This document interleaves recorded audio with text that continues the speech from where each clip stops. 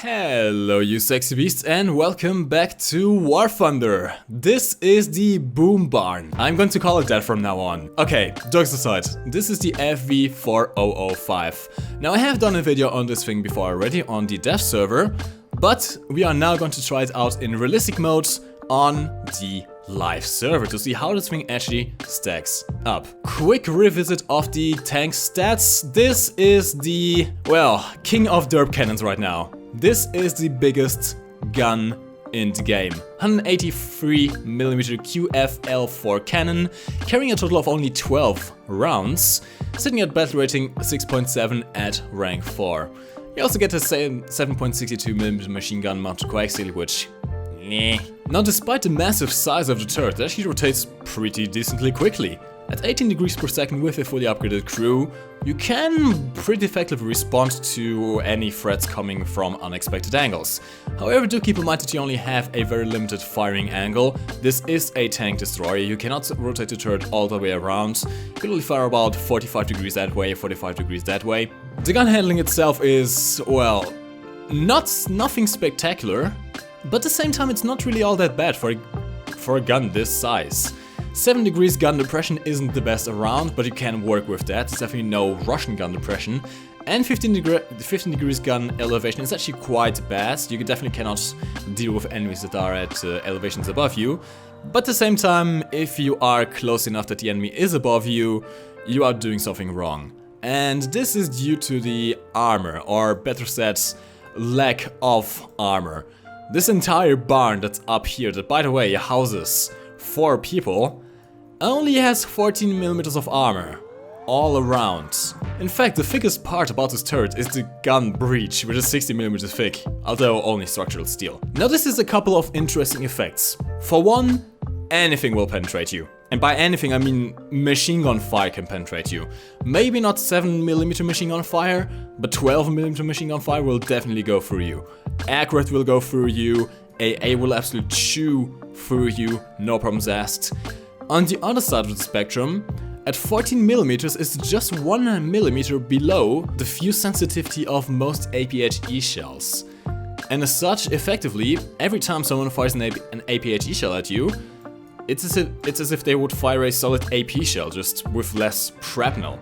What this results in is that even though you are going to take damage, you aren't really going to get one-shot wrecked by an APHE shell. Now looking at the interior of the tank, you can see this whole space in here is very, very empty. In fact, if an enemy has the bright idea of shooting you here, they are probably not going to do anything. You can fit an entire tank in this blank space. You have the engine in the back with the transmission as well, which you can, I guess, use as armor, although you wouldn't really want to because you couldn't get your gun around. The drive in the front is actually pretty well protected at 76mm of raw thickness at a 60-degree angle. Again, this can bounce a lot of shots. Maybe not King Tigers, and given that this thing is at 6.7, most tanks won't really have a problem to even go through here. At the same time, if they shoot that, even APHE shells, they might kill the driver, but it's unlikely that due to all this space that's in here, it's actually quite unlikely that they're going to go through the entire tank. Now there isn't really a point talking about speed because you wouldn't expect a thing this big to be very quick. 28 km/h top speed, this is slower than T35. The horsepower per ton power ratio is less than 10, so it is definitely not a very fast tank. It is not very well armored, it really hasn't going anything for it, right? Well, what about the cannon? First things first, let's talk about the elephant in the room. A cannon this big is going to take a lot of time to reload, and in fact, if you get this tank stock with a stock crew, you're looking at a 43.3 second reload. Ouch. You can maybe fire 5 or 6 rounds before the game ends, literally. You're never going to expend all of your rounds. That being said, you can shave it down to 33.3 seconds with an upgraded crew, and I definitely recommend going for an upgraded crew. That's an entire 10 seconds you're shaving off. That's a huge, massive difference. Now this 183mm cannon only carries one type of shell. HESH. This is the heaviest shell in the game at 72 kilograms. It's like literally you're firing a full-grown adult out of your cannon barrel every time you fire this gun. At 716 meters per second, it's not the fastest shell at this battle rating, but not too bad actually, especially for something this big. And being a HESH shell, it is, well, 254mm of penetration at all ranges and against any and all angle. Except for very extreme angles, this thing can still bounce if you hit between 10 to 15 degrees. But anything above 15 degrees of armor angling, this shell will wreck face, just absolutely wreck everything. With 16 kilograms of equivalent TNT filler, and the new mechanics of HESH shells in 1.67, they now doing much more fragmentation, you're looking at a tank that can literally one-shot anything in the game. Even mouses. Oh man, they couldn't have given us a worse map for this, could they? Oh god, we're going to stick out like a sore thumb. Now I did take the liberty to decorate our tank a little bit. I do think it's quite fitting having the bar sign right beside the door. Given the size of the turret, you probably could fit an entire bar in here, not even kidding. A small bar, yes, but nonetheless an entire bar. This thing is absolutely huge. In fact, if I'm not mistaken, this thing is actually taller than the mouse. I did do a little size comparison in the last video that I did on this thing in the dev server, so if you want to confirm, click on the info card or link somewhere. It's probably here somewhere, I don't know. But yeah, this thing is really, really rather huge. Now, once we are taking our time here to advance away and actually letting our teammates go first, because I want to act as support and not like a breakthrough tank, given that we don't really have any armor. I do want to talk a little bit about what Gaijin did to HESH shells this patch. Now, HESH shells have received a major overhaul in patch 1.67. In general, the penetration values for HESH shells of all calibers have been reduced, but they have received much more power when it comes to fragmentation created, if it makes any sense. So essentially they have now less pen, but they should be doing more damage. Now, the problem with that now is that whilst it doesn't really affect big guns like this, since you are, as it is, you are completely overmatching anything that you're going to shoot at. I mean, 254mm of penetration is enough to go through pretty much anything, given that this is at any range and at any angle. The problem is for smaller caliber guns, like for example the RU-251's 90mm cannon. What I've discovered, and which is something that I'm actually kind of pissed at and I'm kind of angry, because it sounds very fishy, if that makes any sense.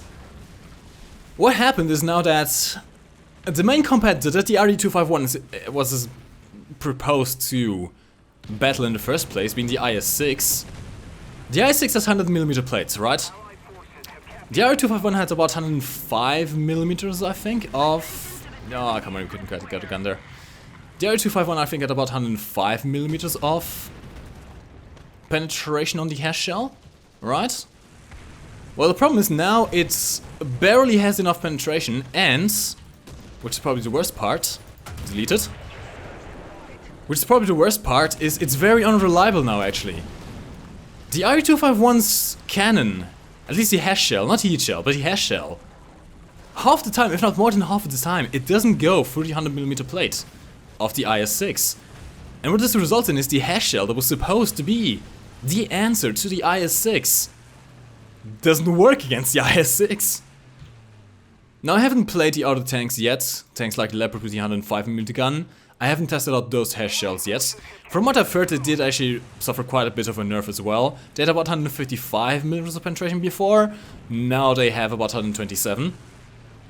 So they can still work against IS-6s, obviously, but you might be facing trouble against other more heavily armored tanks. And at the same time, well, they are supposed to be doing more damage now, right? And that's definitely great. I mean, more damage, right? Who could complain about that? Well, the problem is, and as I've explained with the RU-251 having problems with the IS-6 is, damage is good and all, but what's damage worth if you cannot go through the enemy in the first place, right? I mean, what's all the damage worth with the HESH shell against IS-6s if you cannot go through the frontal plate of the IS-6 in the first place? At that point, you might as well just fire heat and have more effect, since you are guaranteedly going to go through. And given that tanks like the IS-6 are so compact, you're not going to have any problem killing them in one shot either way.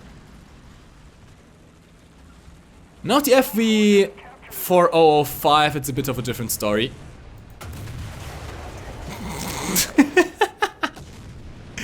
As you can see, we don't really have any problems dealing with anything. Oh god, it's a verbal wind. We might have problems here. Can I get into... Fuck, I should not have cancelled the download there. Fuck. Can reload before the verbal wind knows what's going on. He can definitely wreck us completely for the turret, but it seems like he's falling off. Okay, good. STRV is repairing. Verbal wind is... We are repaired. Okay.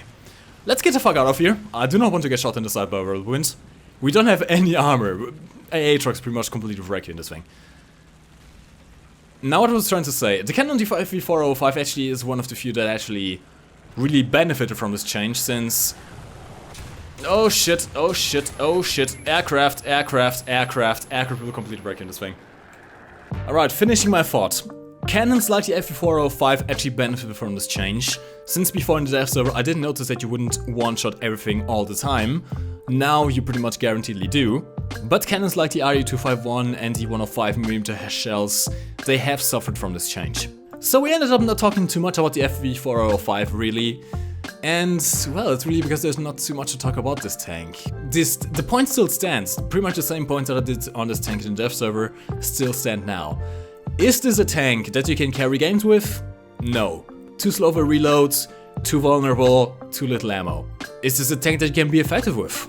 Well, yes, if you play it correctly and if the enemy doesn't shoot at you, any tank can be good. The problem is this tank is very susceptible to aircrafts, AA vehicles, anything like that.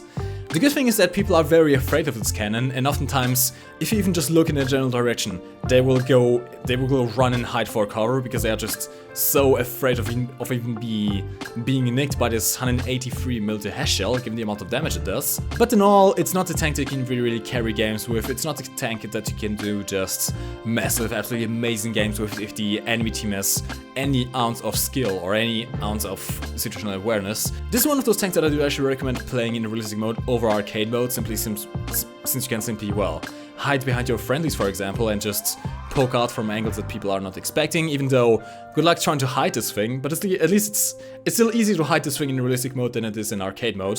And overall, it's a tank that's there really just to play for fun. If you don't care about winning every single game, if you don't care about getting completely chewed up with aircraft and AA vehicles, if all you want is to just point at something, click, and literally erase them from the map, then the FV4005 is definitely an option for you. And given that this thing is not a premium, and is pretty much the best derp cannon we have in the game right now, there's really no point to not go after this tank. It's an experience. It doesn't really play like any other tank in the game, not even compared to like KV1s, not KV1s, but KV2s, for example, or Sturmpanzer. Sturmpanzer is stealthy. The Horo is not very stealthy, but it's a very low tier tank. The KV2 has some armor. This thing, it's literally just there to cheese around and delete Russian tanks from the map, essentially. Russian top tier tanks. Anyways, lads, hopefully you have enjoyed this video. If you did, you know the routine by now. Leave this video a like rating if you did, because it really does help out the channel. If you are new around here and you are seeing my content for the first time, don't subscribe just yet. Go to the channel first, check out the other videos. We have vehicle reviews, we have the Blueprint series, which is my personal guide series, where you can learn more about the game. Coming soon also Battlefield 1, hint hint. But if you like my content, then yes, then feel free to subscribe, of course. Anyways, lads, my name is MikeGoesBoom, and as always, thanks for watching. You can lift your head up to the sky, take a deeper breath and give it time. You can walk the path among the lines, with your shattered frame of mind. Instead you could always stay, we can wait right here and play, until somehow you can find